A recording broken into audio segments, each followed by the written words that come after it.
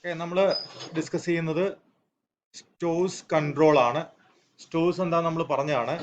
Material purchased അതിന്റെ procedure പറഞ്ഞു അല്ലേ. Material purchased by purchase department is send to stores before it is issued to production. Okay, ഇവിടെ purchase department ഉണ്ട്, അതുപോലെ തന്നെ ഇവിടെ സ്റ്റോഴ്സ് ഡിപ്പാർട്ട്മെന്റ് ഉണ്ട്, അതുപോലെ പ്രൊഡക്ഷൻ ഡിപ്പാർട്ട്മെന്റ് ഉണ്ട്. സോ ഇവിടെ purchase department raw material purchase ചെയ്ത് കഴിഞ്ഞാൽ ഡയറക്റ്റ് ആയിട്ട് ആർക്ക് കൊടുക്കൂല, പ്രൊഡക്ഷൻ ഡിപ്പാർട്ട്മെന്റ് ഇഷ്യൂ ചെയ്യില്ല. Instead of that it will be kept in stores department and they will issue as per the demand of production department. Okay, so A stock keeper is A person. So here we will have a storekeeper. So is a person who is charge of the stores department. ഇതിന്റെ department head പോലെ അതിന്റെ എല്ലാ കാര്യങ്ങളും നോക്കുന്ന ആളാണ് ആര്, store keeper എന്ന് പറയുന്നത്. The following functions are usually performed by a storekeeper. അയാൾ ചെയ്യേണ്ട കാര്യങ്ങൾ എന്തൊക്കെയാണ്? ഒന്ന്, പ്രൊട്ടക്ടിങ് ദി മെറ്റീരിയൽ. ഇവിടെ സ്റ്റോർ ചെയ്ത കാര്യങ്ങളെ പ്രൊട്ടക്ട് ചെയ്യണം. ബിക്കോസ് അത് പ്രോപ്പർ ആയിട്ട് ഉണ്ട് എന്ന് എന്ത് ചെയ്യണം, അവർ ഉറപ്പ് വരുത്തേണ്ടതുണ്ട് അതിന്റെ condition. And avoiding overstocking and understocking. എന്താ ഓവർ സ്റ്റോക്കിംഗ് എന്ന് പറഞ്ഞാൽ?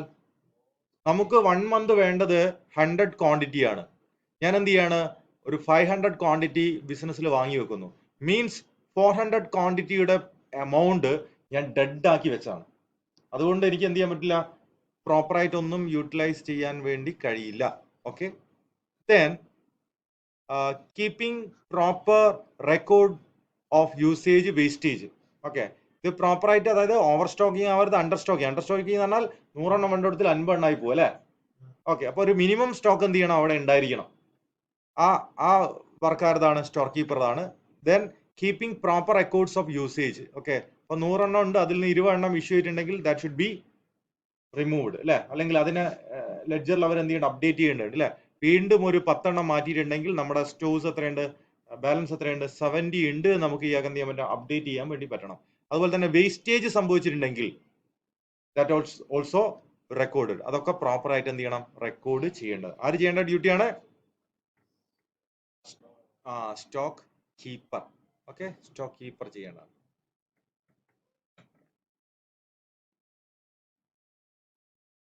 ദെൻ നമ്മൾ ഡിസ്കസ് ചെയ്യുന്നത് aspects of stores control. Stores control അതാണ് നമ്മൾ ഇനി ഡിസ്കസ് ചെയ്യാൻ പോകുന്നത്.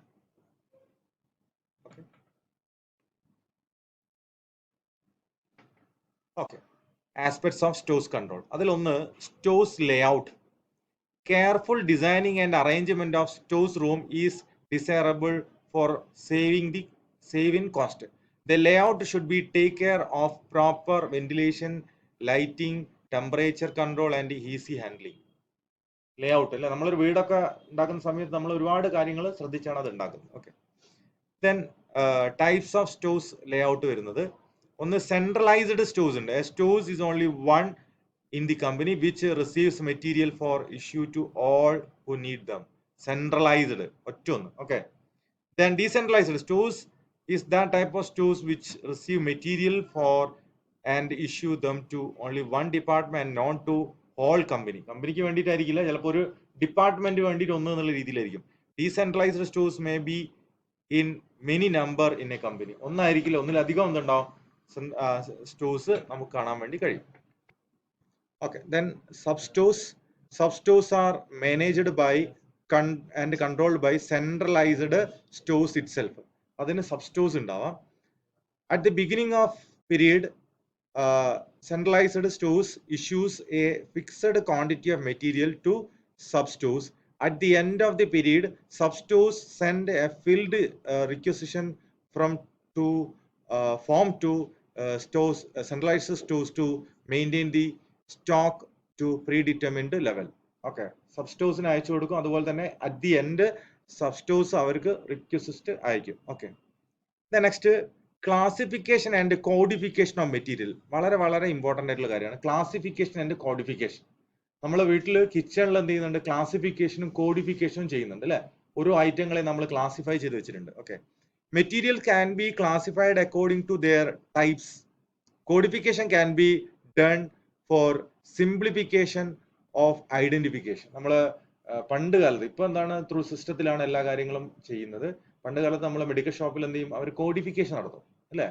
എ എന്ന് പറയുന്ന ലെറ്റർ സ്റ്റാർട്ട് ചെയ്യുന്ന മെഡിസിൻസ് ഒരു ഏരിയയിൽ ഉണ്ടാവും, ആൽഫബറ്റിക് ഓർഡറിൽ അറേഞ്ച് ചെയ്ത് കാണാം. Whatever system of codification used, it should be ensured that the system is simple to understand, easy to operate.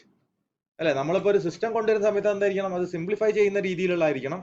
Okay, അപ്പൊ ഇത് എന്താണ്, ഒരു കോഡിഫിക്കേഷൻ ആണ്. ഓക്കെ, ഇതൊരു കോഡിഫിക്കേഷൻ, നമുക്ക് ഐഡന്റിഫൈ ചെയ്യാൻ വേണ്ടിയിട്ട് ഉപയോഗിക്കുന്ന കോഡിഫിക്കേഷൻ. നമ്മളിപ്പം ഇതിലുണ്ട് എന്തില്, പിന്നെ പെയിന്റ് ഒക്കെ വാങ്ങുന്ന സമയത്ത് അതിന് എന്തുണ്ടാവും, സെപ്പറേറ്റ് കോഡുകൾ ഉണ്ടാവും. ഓരോ കളറിനും എന്ത് ചെയ്യുന്നുണ്ടാവും, പ്രത്യേക കോഡുകൾ ഉണ്ടാവും. അപ്പം അതെന്ത് ചെയ്യാം, എക്സാക്ട് സാധനം വീണ്ടും നമുക്ക് ആവശ്യമാണെങ്കിൽ അത് എടുക്കാനൊക്കെ ഈസിയാണ്.